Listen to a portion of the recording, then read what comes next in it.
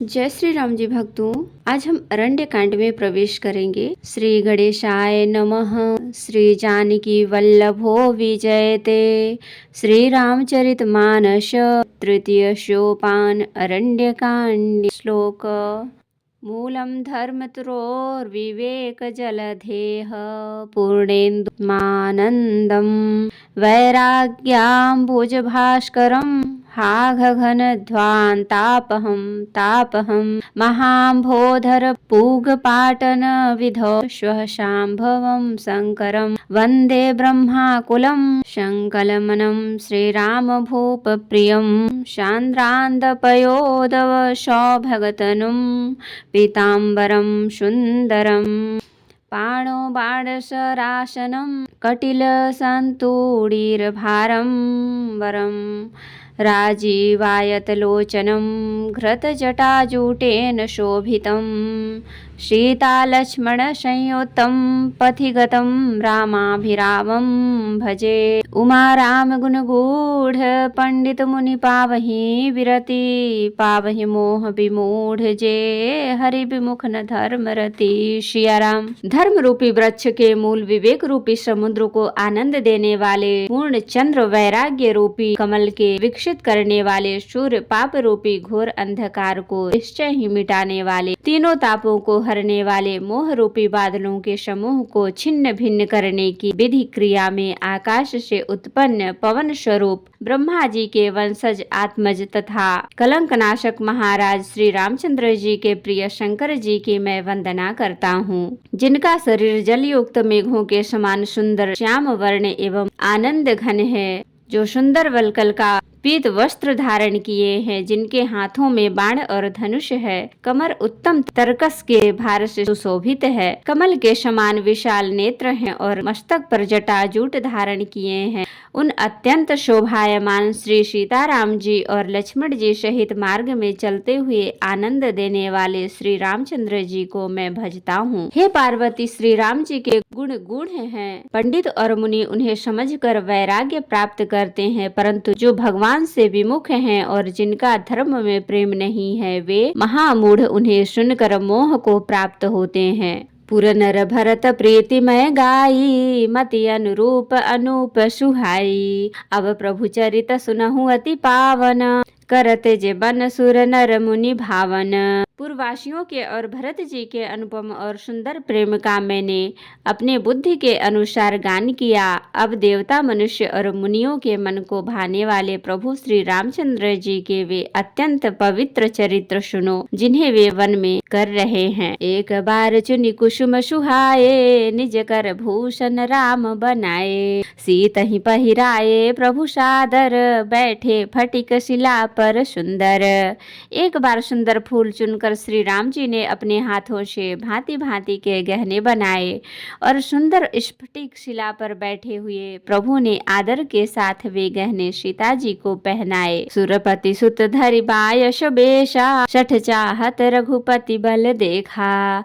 जिमि पिपीलिका सागर था महामंदमति पावन चाहा। देवराज इंद्र का मूर्ख पुत्र जयंत कौवे का रूप धारण कर श्री रघुनाथ जी का बल देखना चाहता है, जैसे महान मंद बुद्धि चींटी समुद्र का थाह पाना चाहती हो। सीता चरण चोंच हति भागा मूढ़ मंदमति कारण कागा। चला रुधिर रघुनायक जाना शीक धनुष सायक संधाना। वह मूढ़ मंद बुद्धि कारण से भगवान के बल की परीक्षा लेने के लिए बना हुआ कौवा सीता जी के चरणों में चोंच मारकर भागा। जब रक्त बह चला तब श्री रघुनाथ जी ने जाना और धनुष पर शीक सरकंडे का बाण संधान किया। अति कृपाल रघुनायक सदा दीन पर नेह तासन आई कीन्ह छलो मूरख अवगुण गेह। सियाराम। श्री रघुनाथ जी जो अत्यंत ही कृपालु हैं और जिनका दीनों बहनों पर सदा प्रेम रहता है, उनसे भी उस अवगुणों के घर मूर्ख जयंत ने आकर छल किया। प्रेरित मंत्र ब्रह्म श्रद्धावा, चला भाजी बायस भय पावा। धरि निज रूप गयो पितु पाही, राम विमुख राखा तेहि नाही।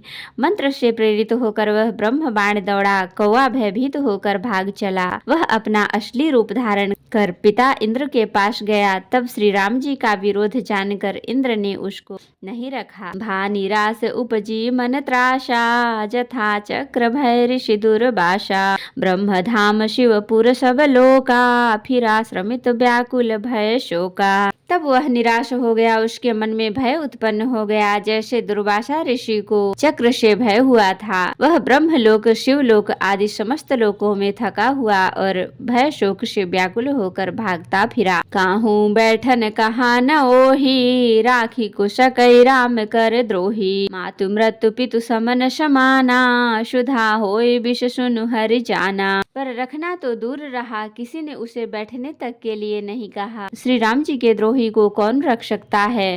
कागभूषुंडी जी कहते हैं, हे गरुण सुनिए, उसके लिए माता मृत्यु के समान, पिता यमराज के समान और अमृत विष के समान हो जाता है। मित्र करई सतरी पुकाय करनी, ता कहाँ विबुध नदी बैतरनी। सब जगता ही अनलहु ते ताता, जो रघुबीर विमुख सुनु भ्राता।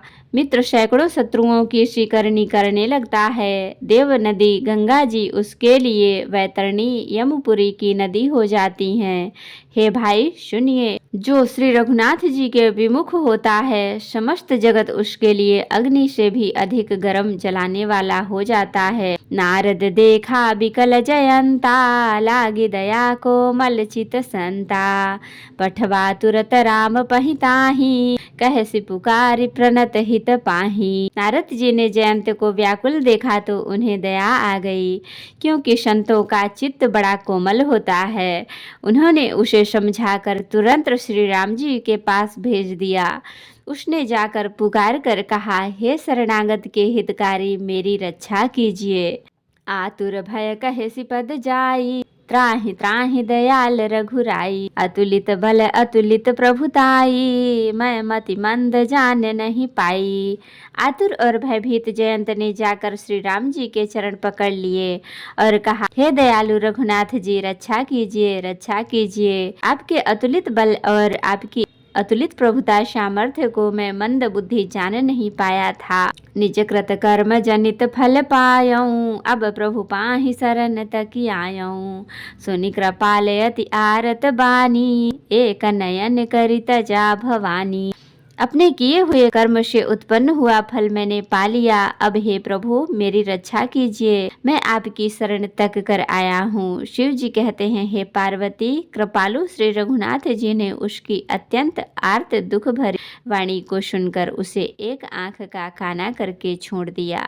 किन्ह मोह बस द्रोह यद्यपि तहि कर बध उचित, प्रभु छाड़ेउ करि छोह को कृपाल रघुबीर सम सिया राम। उसने मोह बस द्रोह किया था, इसलिए अद्यपि उसका वध ही उचित था, पर प्रभु ने कृपा करके उसे छोड़ दिया। श्री राम जी के समान कृपालु और कौन होगा। रघुपति चित्रकूट बसी नाना, चरित किए ऋतु सुधा समाना।